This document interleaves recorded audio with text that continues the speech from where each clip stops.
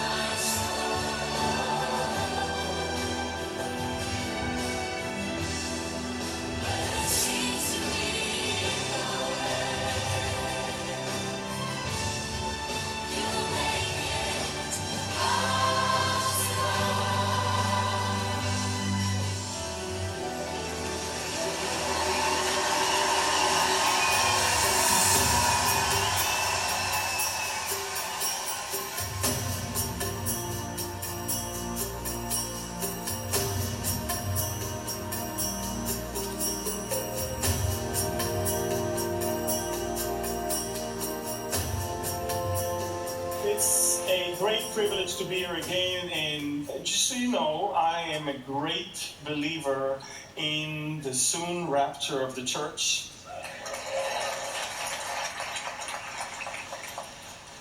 Because I believe that if in the middle of November you see Christmas lights, then Thanksgiving is around the corner.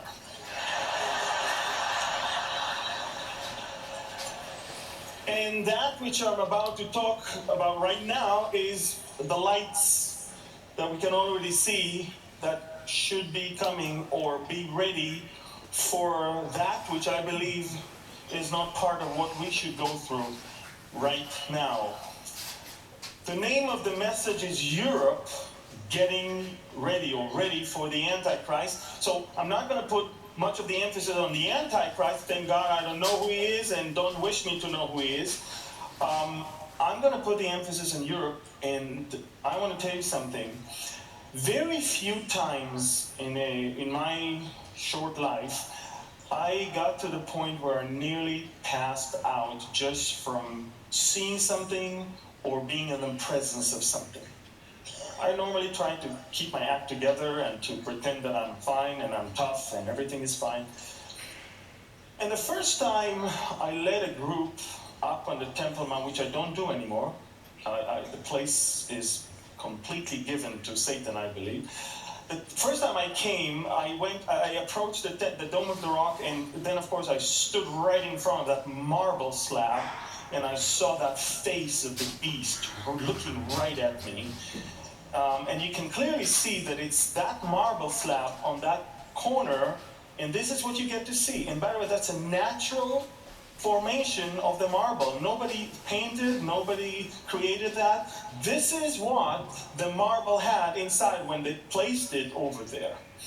And I remember I saw it and I nearly passed. I felt such demonic presence right there. I totally believe that starting from Ezekiel 8 and then 10, the Spirit of God left that place long ago. I mean, on and on to the Mount of Olives and departed from that place, and as people worshiped Tammuz and other deities in that place and completely abandoned the worship of the true and the living God. So the temple was still there when nobody really worshiped God in that temple, and that could be the picture of many of the churches nowadays. The buildings are beautiful, facilities are so great, but is it really truly Jesus that is being worshipped in those places? And so, next time is when I visited the upper room and I was walking with my group downstairs from the upper room. And again, I nearly passed out and I didn't know why. And about 2 weeks later, the municipality of Jerusalem trimmed some of the plants on the railing that led to one of the upper rooms nearby. And I saw the symbol of the Freemasons, and apparently I was standing in front of lodge number 2 of Harzi on Mount Zion, which is one of the 3 most important Freemason lodges in Israel. Now, I didn't know it's there until a couple of weeks later. But the third time it happened to me, it was last month. I arrived in Europe, in Amsterdam. I had a room right in the area of the Dam Square. And I remember, got off the cab, got into my room, and then immediately put the stuff and went out to walk around. And within 2-3 minutes, I ran back to my room.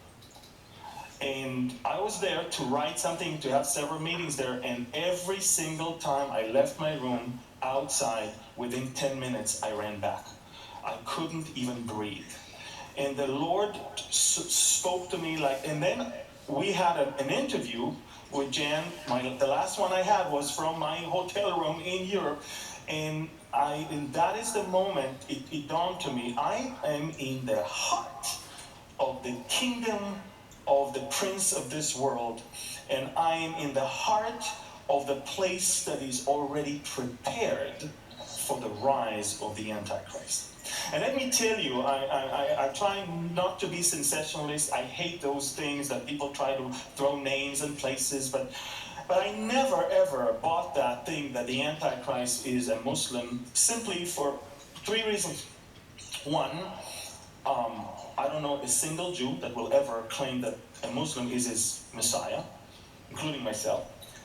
2, I don't know any single Muslim that will have peace with the Jews. And 3rd, I don't know a single Muslim leader that will actually allow the Jews to have a temple on the Temple Mount. So, that alone is, to me, absurd to even think about.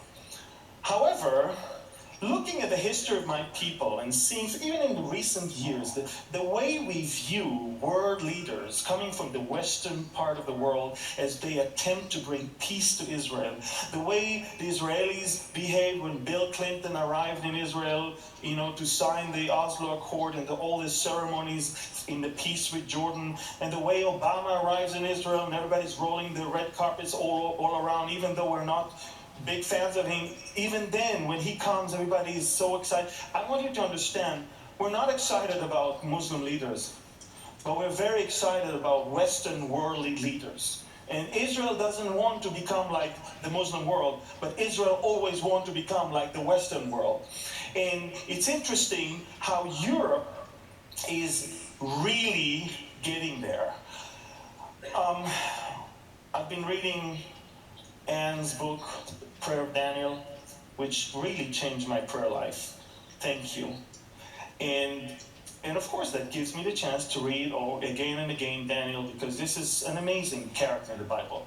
And in his dream, we all know that there was that interpretation of that image made of 4 different materials: the head of gold, the chest of silver, the thighs of bronze, the legs of iron, and the feet partly of iron and partly of clay. We can see that image on the screen we all understand that the head of gold was the Babylonians that were ruling at that time. And then we have the Medo-Persians, which is the breast and the arms of silver.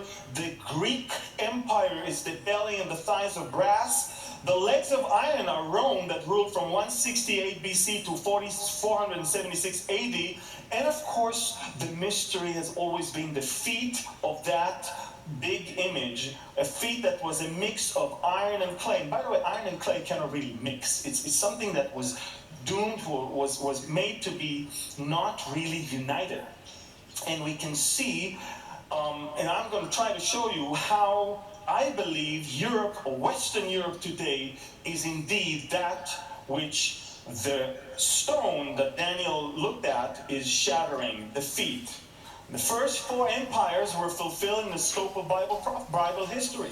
We've seen it throughout, whether it's Old or New Testament, all the way through the Roman Empire. But the fifth one, the Roman Empire, the new one, is to continue until its final dissolution in the 5th century AD. And then, of course, we have the feet. The only unfulfilled part is the feet, as I said. Iron and clay cannot mix. And that means that we're going to look at a very weak, disunited power that ultimately will be broken and smashed by a rock. And who is the rock? I love it, you know.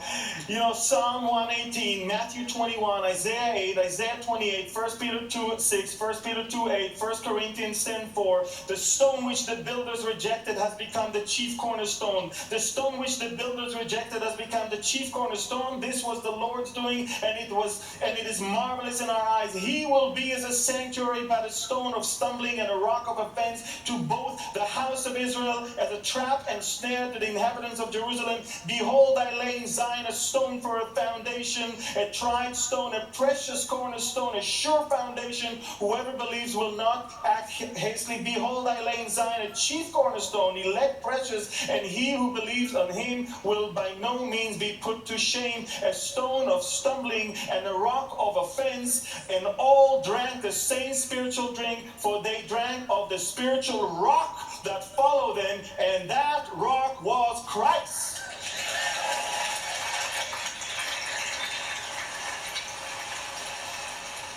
I wish I had more time to go on and on and on, but we understand there's no other way to look at that rock that is going to smash that kingdom made of the clay and the iron. We see that. And nations and kings, as we just listened this morning with Dr. Mark Hitchcock, nations and kings and rulers wants to break that bond between God and his son, Jesus. But we must remember, why do the nations rage? And the people plot a vain thing? The kings of the earth set themselves, and the rulers take counsel together against the Lord and against his anointed, saying, let us break their bonds in pieces and cast away their cords from us. The rock smashing the feet is definitely Christ in his second coming.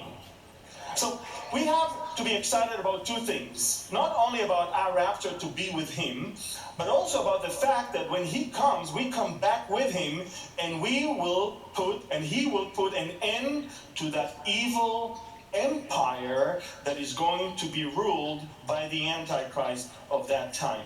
Now we know that Nebuchadnezzar was the king of Babylon. Some say he built it. Well, Babylon in Hebrew is Bavel. Bavel goes all the way back to Genesis chapter 11, verses 1 through 9. We all know they went to the valley of Shinar to build a tower, and that was the Tower of Babel. The name Bavel in Hebrew is that God confused them. And so this is what the Tower of Babel looked like. As you can see, unfinished. They never finished it. God really smashed and destroyed it. This is an art depiction of what the tower would look like. The Babylonian Empire, destroyed by the Medes and the Persians in Babylon. And I'm going to show you how Babylon started moving. Watch this. So first of all, the Babylonian was destroying Babylon. The Persian Empire, which controlled Babylon, was destroyed by Alexander the Great in Babylon. The Greek Empire by Alexander the Great was destroyed by the Romans in that area of Babylon. And it's just that the Roman Empire was never destroyed in Babylon. It stopped right there. They were destroyed by the Germanic tribes, and not by Babylon, but in Europe. So Babylon was in Babylon and kept being Babylon throughout history as kingdoms rose and fell. But once it came to the Roman Empire, once it came to the western part of Europe, it actually stopped right there. This is where it stopped. And it's interesting because I'm thinking about those 10 horns that Daniel 7 mentioned, from which the Antichrist is going to come. And only Western Europe makes sense to me. We're talking about 10 different tribes, of which 3 don't even exist anymore. The Visigoths, the Anglo-Saxons, the Franks, the Alemanni, the Burgundians, the Lombards, the Suevi, Heruli, Ostrogoths, and Vandals, of which, as you can see on the screen, 7 still exist. The last 3 don't exist anymore. Amazing how one area of the world fits that particular thing. And I'm looking at that crown of stars that was given to the EU flag, and I'm thinking to myself, wow, isn't that crown that was given to the Queen of Heaven? That same Queen of Heaven that is a title given by the Babylonians to the earthly mother of Nimrod, the one who was known in their mythology as the builder of Babylon. That same Nimrod that we know was the great-grandson of Noah according to Genesis 10:8, in that mythology was the great builder of Babylon. And his mother, the Queen of Heaven. And so, watch this. We see that which is in Genesis, the Tower of Babel, which is by no means a satanic symbol of rebellion against God and the attempt to either prove that there is no God or to replace him. It's not a picture of what we see today. Almost everyone around is either trying to prove that there is no God or to take his place. I'm amazed because this is Satan's first goal from day one. He told them in the Garden of Eden, God doesn't want you to eat from that fruit, lest you will be like him. You can be like him if you will eat. And it's interesting because in Isaiah 14, when we read about Satan, how he was cast down all the way from heaven, but he wanted to be all the way up there, high above, like the Most High. The city of Babylon became a symbol, and God destroyed that tower and the city, and it became a symbol of sin and rebellion against God. And it's interesting because the Babylonian exile was an unthinkable thing. The people of Israel, the people of promise, those who were taken from darkness into the light of the promised land, are now, because of their disobedience and because of their rebellion against him, are marching back to the city that is a symbol of rebellion. By disobeying God, you're basically marching to the area of rebellion, to the place of rebellion. That is why I was so amazed when I was in Vienna in the Kunsthistorisches Museum, which is the museum for the history of art. And that same Tower of Babel is there, and you all know it was a very famous painting on 1563, painted by Peter Bruegel the Elder, a Dutch famous painter. And when they designed the EU Parliament building, you all know, they took that particular painting and designed the EU Parliament in Strasbourg, France, exactly according to it. Oh, Amir, you have such a developed imagination.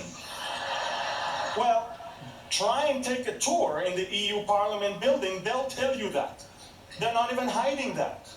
You think Europe is hiding that? Take a look at we're talking about a $12 billion complex, and it was completed in the year 2000 and stands as a symbol of the pride of man that man takes in his rebellion against God.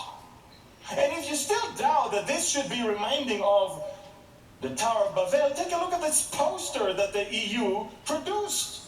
Europe, many tongues, one voice. And the Tower of Babel is right there. And then you see a star full of all the symbols of the occult and different religions. And then he said, we can all share the same star, free for all. That's Europe of today. And outside of the EU Council building in Brussels, you have another amazing statue standing there. A woman rides a beast. And that is, of course, their version of the story why Europe is called Europe. Europe is called Europe because of Europa. Europa. The rape of Europa is a very, very famous story in the Greek mythology. That story of Zeus disguised himself to a white bull in order to seduce the princess Europa, who was gathering flowers. And when she approached the bull and got on its back, the bull seized the occasion and to run away with her and eventually rape her.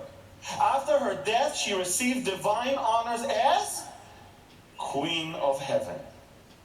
That same deity is all throughout the Babylonian and the Greek and reached all the way to the Greek mythology. In Revelation, we see in chapter 17, 3-5, how we have a woman that is riding the beast, and it was written on her forehead a name, Mystery Babylon the Great. So watch this. The people that are actually putting that sculpture outside of the EU Council, they don't look at Revelation 17, they look at the story from the Greek mythology. John, in his mind, when he got the revelation about that which is going to happen in the end, can see in his mind that woman riding the beast, and he's calling her Babylon, Mystery Babylon the Great. It's interesting how Babylon started moving all the way towards the West. Actually, Babylon was invited by the West. In fact, Babylon is the West taking pride of being that. You know, if it was only that odd, ugly sculpture, I would say, okay. But you find the women rides the beast on a 1945 5 Deutsche Mark banknote in Germany, 1979 a painting on the Berlin Wall in Germany, 1984 a British stamp commemorating the second European parliamentary election, 1992 a German EQ coin, which is the EQ was before the euro, on a painting at the airport lounge in Brussels, on a German telephone card, and on the back of the new 2 euro coin in Greece. It's all over. They don't even try to hide it anymore. Revelation 17, Mystery Babylon, is decorating all over Europe. Things, places, and even currencies. Speaking of the Holocaust, World War II, Adolf Hitler had a dream to restore Babylon. He had a dream that Europe will become one. And it's very interesting because how many of you heard of a Zeppelin? Zeppelin, that big, rigid airship, Okay, so we're talking about a Zeppelin. This is a type of a rigid airship that named after the German Count Ferdinand von Zeppelin. A German guy who pioneered that airship development at the beginning of the 20th century. We all, of course, know the famous Lindenburg, of course, disaster in New Jersey, where more than 30 people died. But I want you to understand that there was a special area in Nuremberg where the Zeppelin would take off from and land, and it was called the Zeppelinfeld. Das Zeppelinfeld in a good German. Adolf Hitler hired a man called Albert Speer to design the Zeppelinfeld after the altar of Zeus, which was found in the city of Pergamon in Turkey. Now wait, probably you're saying, wait a minute, Hitler, Pergamon, Turkey? Zeppelin? Well, let me put together everything.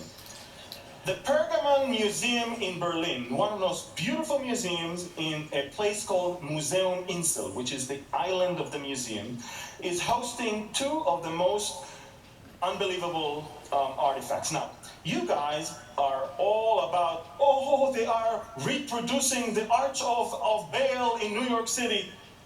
That's a reproduction. I'm talking about the real deal that is in that museum.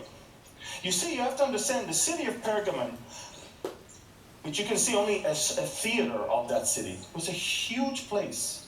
The people of Pergamon were the inventors and innovators, and they were known as probably the biggest, I would say, competition to Athens in those days. And they say that the city's Acropolis rivaled Athens. And the library that was there was second largest in the ancient world. That same library, General Mark Antony gave as a gift to Cleopatra.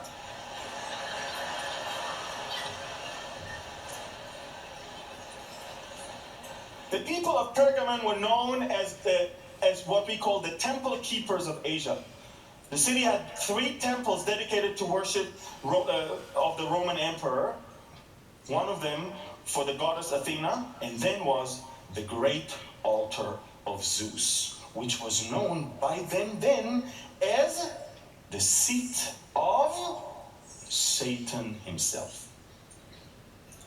You know, there was a very famous Christian guy who lived there, and Revelation 2:13 will tell you about Antipas, who was one of the leaders of the Christian community in that particular place. He would not denounce Christ. They took him, they took a bull, they stuffed the bull, they took everything out of the bull, put that person inside, and roasted the bull. And the steam came out of the eyes of the bull, so he will denounce Christ. That was a satanic thing that was done right on the satanic altar, which is known as the seat of Satan. That's why the Revelation 2 says, he was killed among you where Satan dwells. It's interesting because since 1930, the altar of Zeus, known as the seat of Satan, is in Berlin, inside that museum. And that particular thing you see is the way Adolf Hitler asked Albert Speer to design Zeppelin-Feld for all the marching and all the ceremonies of the Nazi troops and the Nazi party. He knew what he's doing. Not only that he wants to restore Babylon, he wants the seat of Satan to be right there. And if that's not enough, and you think I'm sailing with my imagination about Europe inviting Babylon, one of the other things that is in that museum is the Ishtar Gate to Babylon. In fact, this is one of the gates from Babylon that was taken from Babylon as is and brought to Germany by the archaeologists in the 1930s. So in that museum you see the seat of Satan and the gate of Babylon. And you don't have to think that all started in the 1920s or 30s or 40s. No, it started way before. You see, in Europe, we had horrific things that started then. Have you heard of the Knights Templar? Group of people, religious order that was established in 1118 AD, and they, of course, they were there to protect the pilgrims coming all the way to Jerusalem. And these people were given some territory in the church or the palace that King Baldwin II built right where the Dome of the Rock is today. Just so you understand, the Dome of the Rock on the Temple Mount started as a memorial that was built by the Muslims, converted into a Crusader church, and later on back to some Muslim mosque. And during that time of the Crusaders, the Knight Templars had a quarter there, and that's why they were called Knight Templar, the Knights of the Temple, because that's where the temple was standing. And you need to understand, these people were evil. But let me tell you how genius they were in being so evil. These people understood that anyone who wants to join the Crusaders has to basically march at least several months from Europe to the land of Israel. They realized that some of them might not come back home. In order to protect the people's possessions and money, they created the first ever in history checkbook. Did you know that it started by the Knight Templar? The checkbook that you have in your pocket started right then. What happened is, anyone who wanted to come to the Holy Land had to come to their office in Europe, give all their possessions, and receive a note. That note was in their pocket as they traveled to the Holy Land, and when they reached the Holy Land, they bring that note and get money in return. Now, 90% never made it. So you understand, 90% died along the way. 90%, or the possessions of the 90% is now in the hands of the Knight Templars. And that tells you that their success was amazing, and by the year 1128, they were taken under a special protection of the Pope, and they became untouchable. You couldn't touch them. Ladies and gentlemen, they became the most richest organization on planet Earth of those days. They lasted only 200 years, but they were so evil. And by the way, the evil started being in the banking system since then.